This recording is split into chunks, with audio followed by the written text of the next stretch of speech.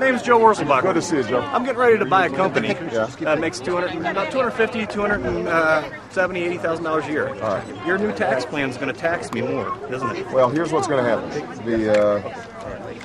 If you're a small business, which you would qualify, first of all, you get a 50% tax credit, so you get a cut on taxes for your health care costs.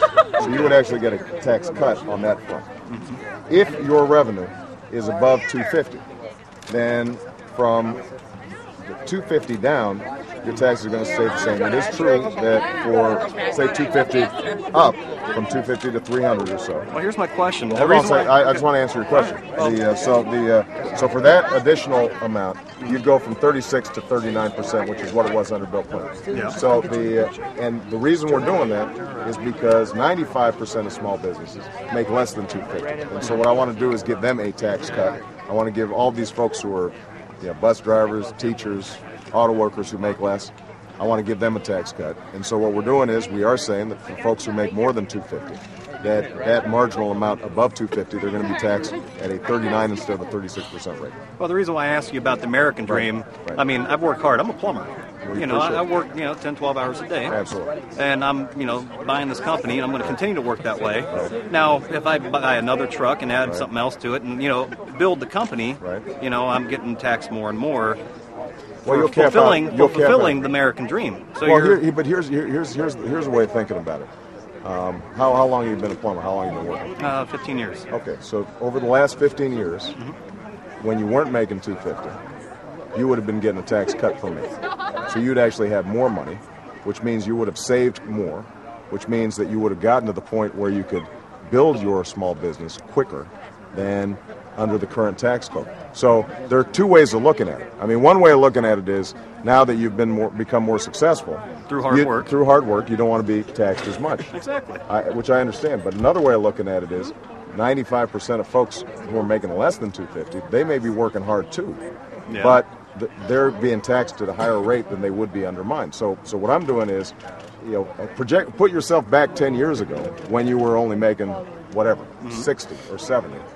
Under my tax plan, you would be keeping more of your paycheck. You'd be having lower taxes, which means that you would have saved and gotten to the point where you are faster. Now, look, nobody likes high taxes. No, not right? at all. Of course not. So, but what's happened is that we've cut taxes a lot for folks like me who make a lot more than 250. We haven't given a break to folks who make less.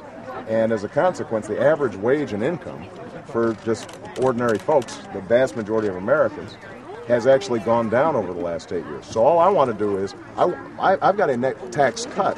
The only thing that changes is I'm going to cut taxes a little bit more for the folks who are most in need, and we'll for the 5% of the folks who are doing very well, even though they've been working hard, and I understand that, I appreciate that, I just want to make sure that they're paying a little bit more in order to pay for those other tax cuts. Now, I respect the disagreement, but I just want you to be clear.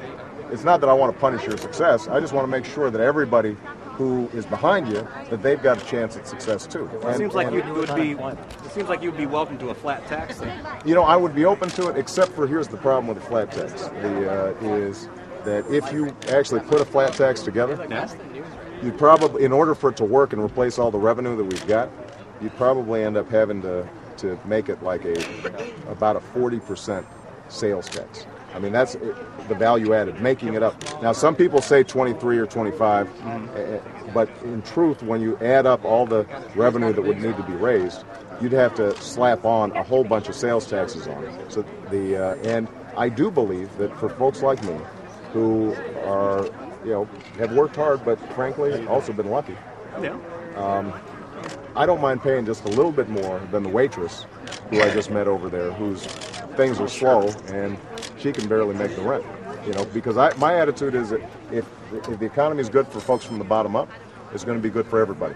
If you've got a plumbing business, you're going to be better off if you've got a whole bunch of customers who can afford to hire you. And right now, everybody's so pinched that business is bad for everybody. And I think when you spread the wealth around, it's good for everybody. But listen, I respect what you do, and I respect your question. And even if I don't go get your vote, I'm still going to be working hard on your behalf because I want to make sure small businesses are what creates jobs in this country, and I want to encourage them. All right? Now, one other thing I didn't mention.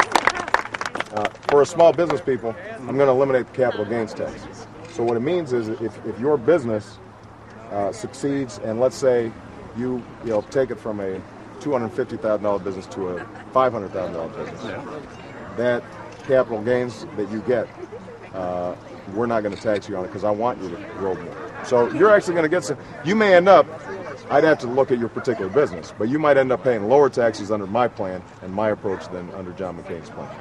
I can't guarantee that because I'd have to take a look at it. I understand that. All right. Thanks for the question, though. I appreciate it.